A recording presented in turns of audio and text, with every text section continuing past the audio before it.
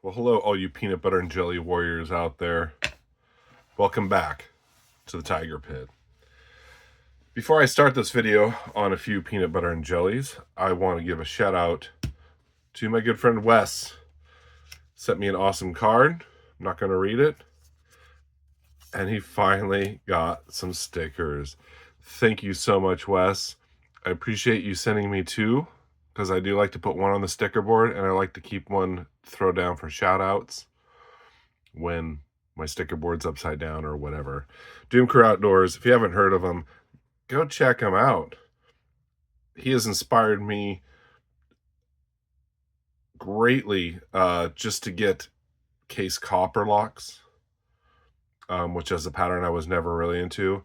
And he was a big proponent of the Spay Blade on a trapper when they were being hated by everybody else in the community. He stood up for him. So let's see some PB&Js. Now, I really wanted to make a peanut butter and jelly sandwich while doing this, but I really kind of thought that I'd make a huge mess, jelly and peanut butter everywhere. And then I can decide on which one to show first. I want to show the Barlow. You know, I'll just show it and shut up. I wanted to show the Barlow, but I have something special lined up for the Barlow. I didn't know which one to start with. Obviously, this is my Sodbuster Jr. And, but I have the three Amigos. To me is a full-size trapper, a mini trapper, and a Soddy. I collect, those are kind of the three go-to patterns. Now, this is changing up now. I'm starting to collect some more Barlows. Very glad they released this in a Barlow. And I am collecting copper locks for sure. So you can see the blade is not perfectly centered like a lot of you boys got. It's a little off to the show side, but luckily it's not rubbing. Back spring looks good besides these minor little scuffs here. No big deal. I could probably case paste that out. Don't see any major gapping. You do see a lot of white though in mine. A lot of white and light blue on the edge. Everything feels really good. Arrowhead shield, of course. Let's get a close-up here since I have the micro focus on, if it will micro focus. A good burn on this one. Now, I was just, honestly, when I saw these first, I was like, I'm not a huge purple fan, and it's more of a violet than a purple. They do call it burnt violet. And I was just going to get the Barlow, because they're about, I don't know, so what, $74.99. So 1 penny under free shipping. And it's like, well, I might as well order a Sodbuster Jr. Well, when I did that, that was my first order.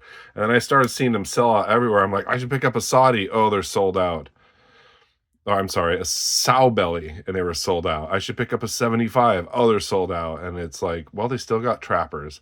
And my three Amigos, like I said, are the full size, the mini, and the Soddy.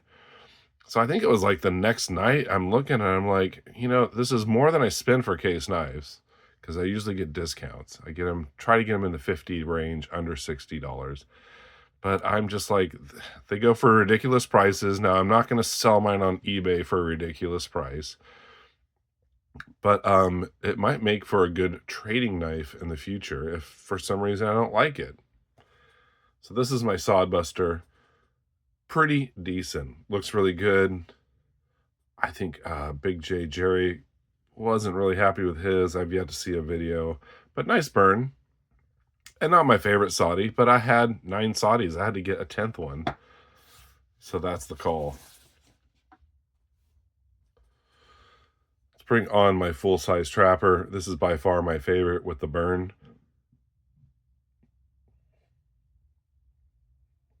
Now, I did 6 short videos, highlighting all these because I was in the mood. Look at that burn on that. Just nice. And I realize there's people in the community who burn, and I could burn it myself. But being a Smoky Mountain exclusive collector knife. I don't really want to F with it too much. Maybe see a minor gap there, barely noticeable. I do see a little light coming through this when I, hold it up to the light. I don't think this one was you could drive a bus through, but yeah, there's a little minor gap right there.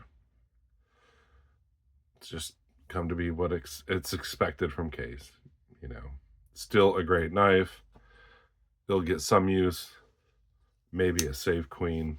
I don't know. I do know Rusty Miner picked up a few of these, and you see how it's not really polished on the tang here? We're trying to figure out why that's not happening. My theory is a bunch of kids, and they either polished off the laser etching and got reprimanded, so they're trying to be easy. You can kind of see how it's hazy there, but this side you can really see it. Not a high polish. And maybe they're just trying to rush these out of the factory because they wanted them by Blade Show, so they get the Blade Show release. Great snap on the Spay blade. Let's check out this one. It looks pretty high polished on this tang, except at the lower part there. So something to be noted. I mean, we shouldn't have to polish our Case knives because we spend such a pretty penny for them. And I'm kind of noticing the same thing here. Now that Rusty Miner has pointed it out, I do notice they're not getting like kind of right there in that groove. And I'm wondering if they just don't want to buff off that laser engraving, if that's what's been happening. Well, if that's what's been happening, they need to go back to the full stamp because you can't buff that out. But anyways, check out fit and finish on this one. We got the clip point is off to the pile side a hair. There we go. Dead down center. Just kidding. Yeah, it's slightly off to the pile side unless you wiggle it. No rubbing. Spay blade's absolutely perfect. Just a beautiful bone on this. Like I said, this is probably my favorite of the bunch. Really could have wished I gotten a sow belly or a 75 would have been nice. They were kind of pricey though. And then the mini trapper. A good combination of peanut butter and jelly. Nice burn on the corncob jig on the top there. Really nice.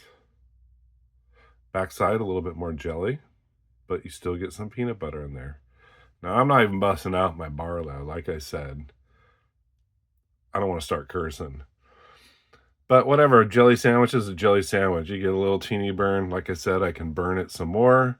But yeah, I'm going to do a special video on that one.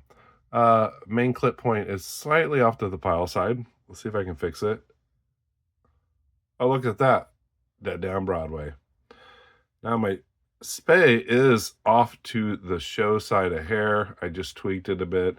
When I first got it, my Spay blade, I went to close it and it hung up on the liner. I'm like, what is going on? I think it was just gunk in there. Was like I have just a slight hair a play there on these mini trappers. Doesn't bother me so much. They're not hard users. But I went to close it and I think gunk was in there and it hung up on the liner. I'm like, oh, I can't exchange this for another one because they won't have it. I could get my money back. But luckily, just a little flush, a little oil, great snap, coming back. Let's see the back spring here. Looks really good. Maybe a minor, ever so minor gap there. And us knife collectors, we're just so picky. Like back in the day, they bought a Case knife. They weren't like, it's got a little gap there. They were throwing them in their pockets. That's when you should have been worried about it. When you're getting lint in them, I'll throw it in a slip. I'll sit there and spray it out with WD-40 and take an air compressor and blow out everything and then relube it. So these minor gaps are really no issues. And honestly, it's not going to really affect the resale value of it at all. When you take a picture of that back spring, someone's still going to probably pay you what you want for it. But you can kind of see there is a minor gap there. to be noted. Nice half stops on this. Again, a little hazy on the tang there, especially on this side, and there's no laser etching that you'd be worried about buffing off. I'm not sure what's going on. My theory is that these kids just trying to whip them out. They're like, get them out, boys and girls. It's interesting how the full-size Trapper has a stamp on the spay, and this is laser engraved. I don't know what they're doing there at Case. These were probably like $63, and then you throw tax on it. Luckily, I didn't get charged shipping because I ordered 2 at a time. Really nice ordering from Smoky Mountain. This time, they threw in some Case coins. My first order, threw in a Case coin and a free Rough Rider Red Fox, which I'll do a review of another time. I may do them as a giveaway. They're really high quality Rough Rider knives. I'm not sure. And then I ordered my second order, and they did the same thing. So I got 2 Christmas Case coins and 2 free Rough Rider Red Foxes. Now the Red Foxes, they're good, high quality micarta covers in 440A stainless steel.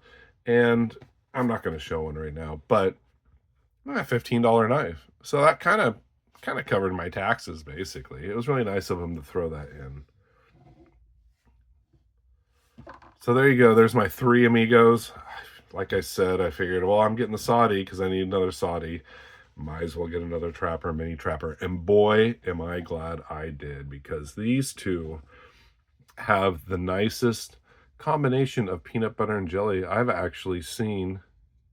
Not on all of YouTube. There's some really good combos out there. There's some awesome Sow Bellies, some Sodbuster Juniors. I just really wish my Barlow had some more burn to it. Like I said, not an issue. So I got a violet Barlow with a little bit of tan color up by the bolster. Wah, wah. But we're definitely going to be eating a peanut butter and jelly sandwich with one more Barlow, one more beer. And there's going to be freaking peanut butter everywhere. Thank you for joining me. I'm glad I could give you guys a look at this, real quick. There's plenty of knives I have to review, but I kind of wanted to just get this out there right now. And does it really matter? No, because you can't go order one, which is unfortunate, and I'll probably just keep them all. I feel sorry for people in the community who really wanted one and missed out. I've thought about reaching out to a few and saying, hey, I'll sell you mine, but I'm going to hold on to them and use them for a while. To be noted, though, the Soddy didn't come too terribly sharp. It had the burr like usual. I knocked it off. I opened some mail with it today, but it definitely be a great knife to make a peanut butter and jelly sandwich, because it's almost a butter knife. But not a big deal. You can sharpen it up yourself. Thank you so much, and thank you for dealing with my crazy music on my shorts. I picked a few songs that I generally wouldn't pick, and some of them were, more palatable than others. You guys stay sharp, be kind, and take chances. Take care.